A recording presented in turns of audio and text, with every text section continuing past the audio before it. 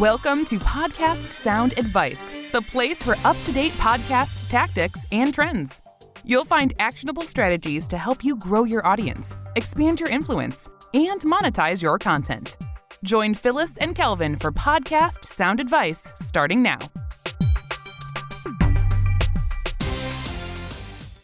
Hi, this is Phyllis, and welcome to Podcast Sound Advice.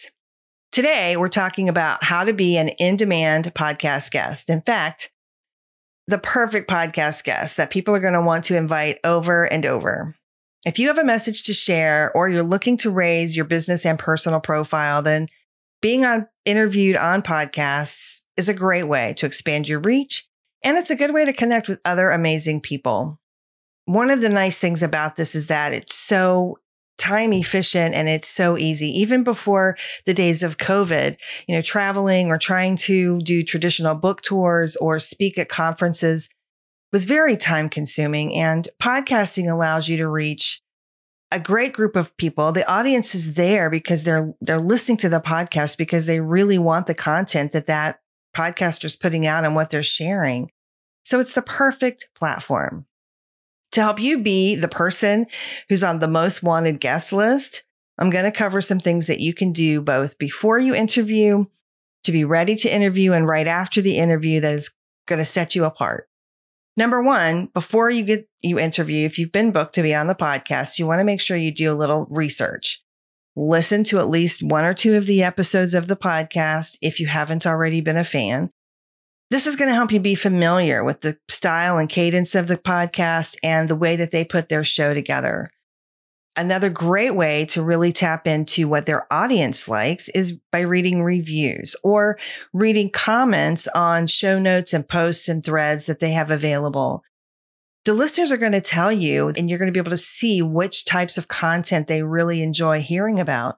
And that way you can tailor your information specifically for that audience. If you've gotten questions ahead of time or even just an overview of what you're going to be talking about, you've got a little time to prepare so you can shape your answers in the form of stories or at least have anecdotes or maybe a favorite quote that you can share. Those kinds of things are going to be memorable both to your host and to your audience. They're just really going to connect to the information much better when you can put it in that kind of style.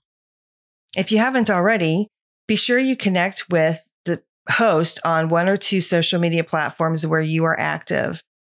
Also, the host usually has a method that they use to book you on the podcast and also get the information from you that they're going to need.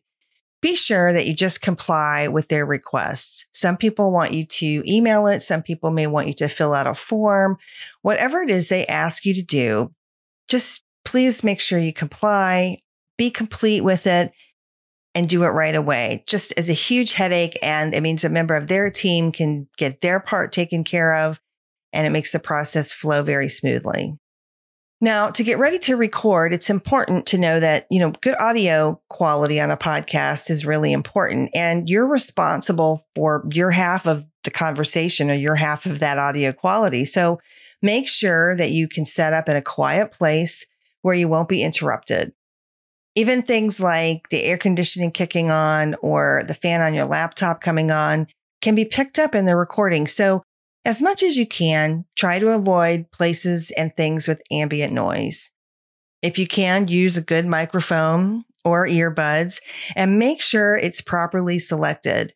We've had people that have had a USB microphone plugged in, but it wasn't selected. And so their laptop microphone was really where the audio was coming from.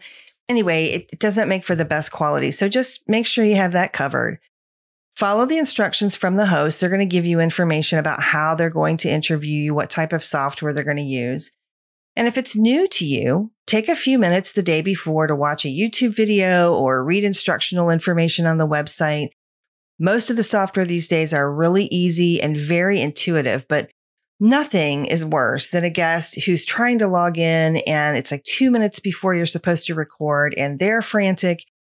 It doesn't set you up for a good experience. You want to show up ready and confident and poised and, rushing and being stressed out at the last minute because you don't know how the software's supposed to work just isn't going to work. So just take a few minutes and be prepared. Now, I used to assume that audio only meant no video, but these days, if the host doesn't tell you specifically that it's just going to be audio only, it's probably a good idea to be prepared to be on video, even if it's just for some back and forth or conversation with the host. You've logged in and you're ready to go. Be your most charming and engaging. You're the guest, so follow the lead provided by your host. A couple of easy things that you can do is to use their name. Make sure you thank them for inviting you and giving you the opportunity to talk to them. And I always like to have a question or two ready to ask the host if it's appropriate. So even if it's something as basic as, hey, what's your perspective on this particular topic? It's a nice way to shine the spotlight on them a little bit. Keep your answers as concise as possible.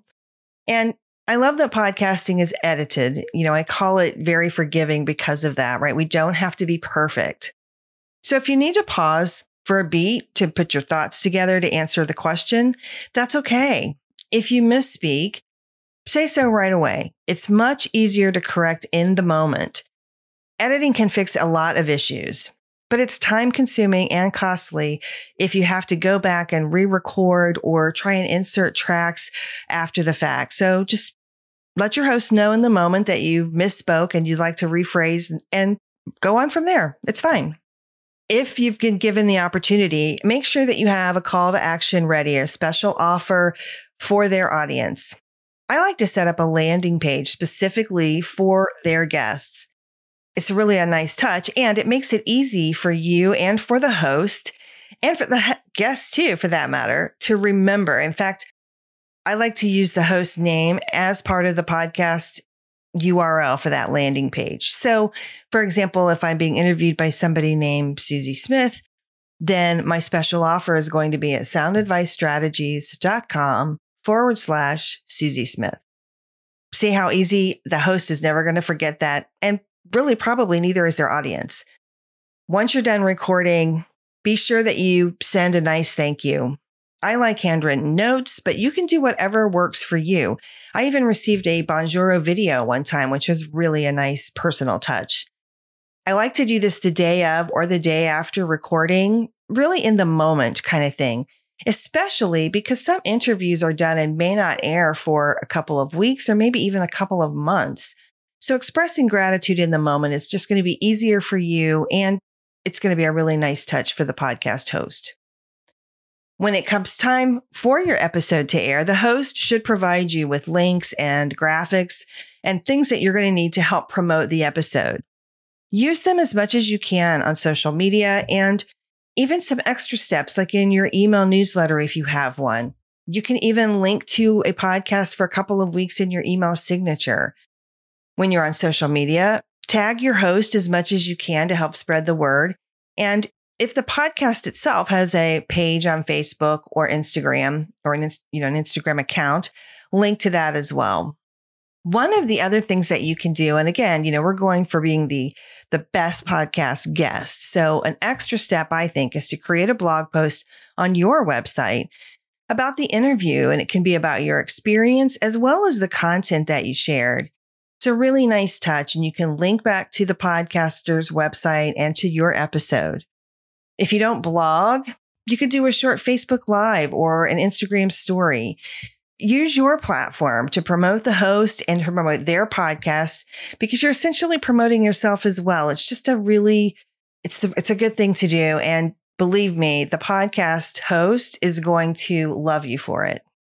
A couple of other things that you can do is to ask if there's anybody else that they can connect you with, if they have other people for whom you might be a good guest. And you can also offer to connect them if there's somebody in your circle of influence that they'd like to connect with or meet. Make sure you make the offer to introduce people to them if that's something they'd like to do. One of the other nice things that you can do is to leave a review of the podcast.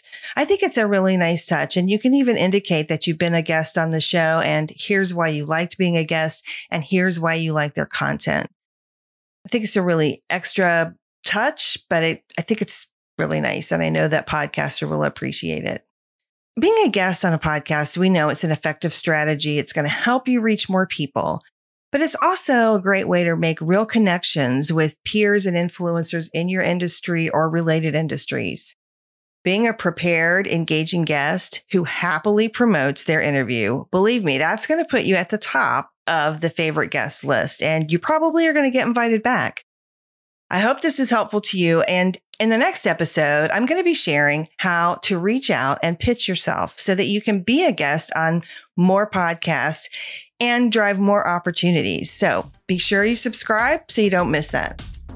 Thanks for hanging out with me today. I appreciate it. And if you have questions about this topic or you want me to cover something related, you can always reach me at podcast@soundadvicestrategies.com.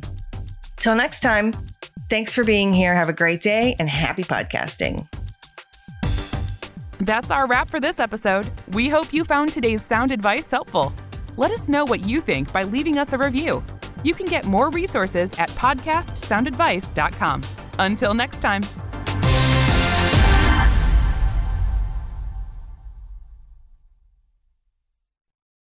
This podcast is part of the Sound Advice FM network. Sound Advice FM. Women's voices amplified.